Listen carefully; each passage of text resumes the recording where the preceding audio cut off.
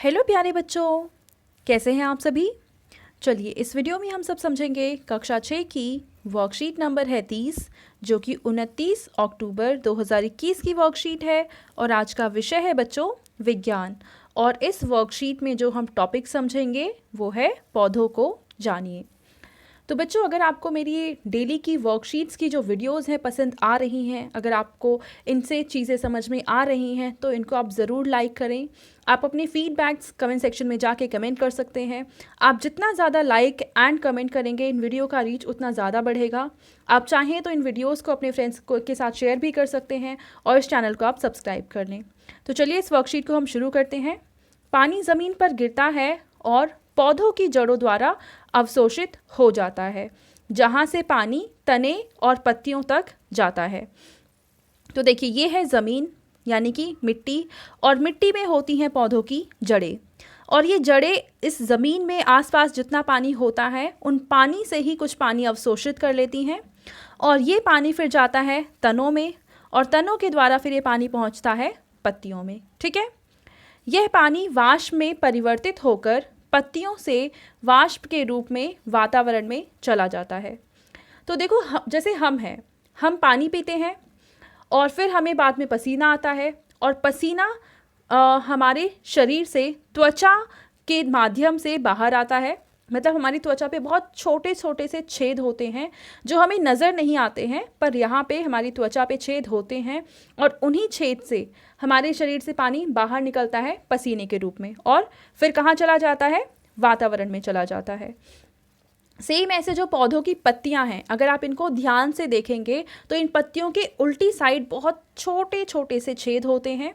इन छेद के माध्यम से ही पानी बाहर निकलता है और वातावरण में चला जाता है। किसके रूप में? वाष्प के रूप में। ठीक है बच्चों, तो ये हमने समझा कि एक पौधे में पानी आता कैसे है और उससे पानी बाहर कैसे निकलता है। अब यहाँ पे एक प्रक्रिया के बारे में हमें बता रखा है, जो कि है वाष्पोत्सर्जन।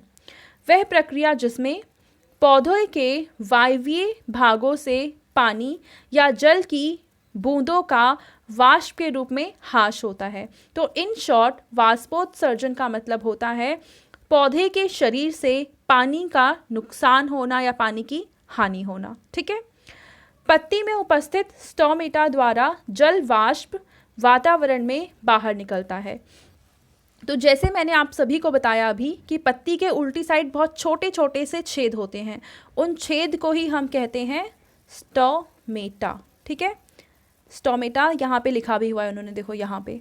ठीक है, और इन स्टोमेटा के द्वारा ही पौधे के शरीर से पानी की हानि होती है। ठीक है बच्चों, अब आपको इस चित्र को ध्यान से देखना है। यहाँ पे हमें एक पौधे की टहनी दिखा रखी है जिसमें कई सारे पत्ते हैं, और इन पत्तियों को एक पॉलीथीन की थैली से बंद कर दिया गया है, और हम देख पा रहे हैं कि इस पॉलीथीन की थैली पे जल वाष्प की बूंदें आके इकट्ठा हो गई हैं। ठीक है, तो अब हमसे यहाँ पे ये पूछा गया है कि पत्तियाँ क्या कार्य करती हैं। इस चित्र को देखते हुए हमें ये बताना है कि इन पत्तियों का क्या कार्य होता है। ठीक है बच्चों, तो चलिए इसका आंसर हम लिख लेते हैं।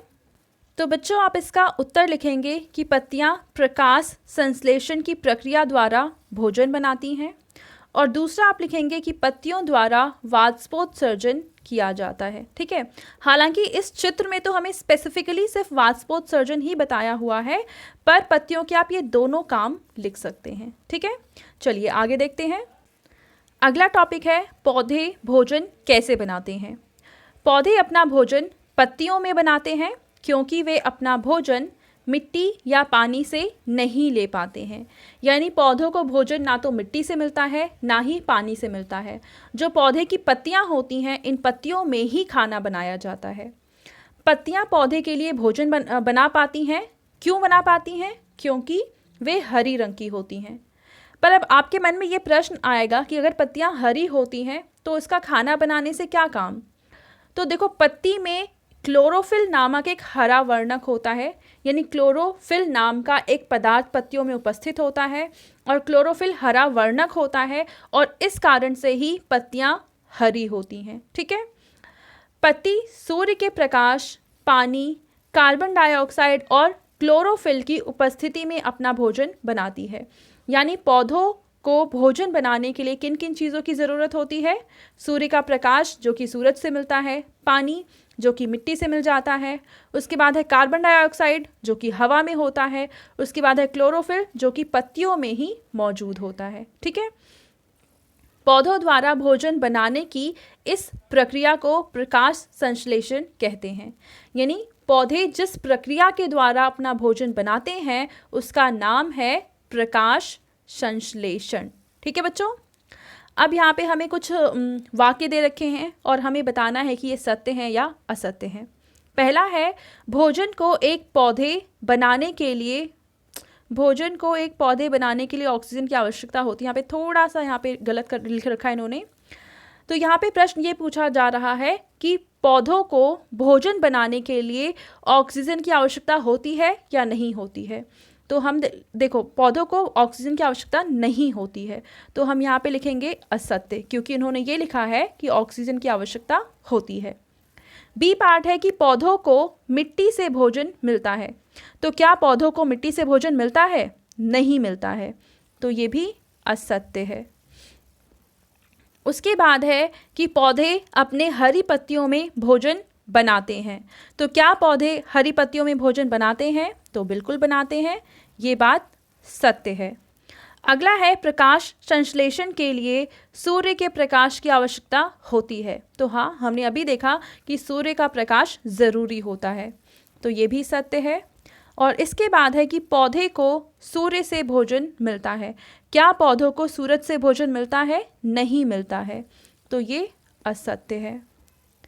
ठीक है बच्चों, तो ये थी आज की हमारी साइंस यानी विज्ञान की वर्कशीट एंड आई होप आपको ये बहुत अच्छे से समझ में आ गई होगी। Thank you.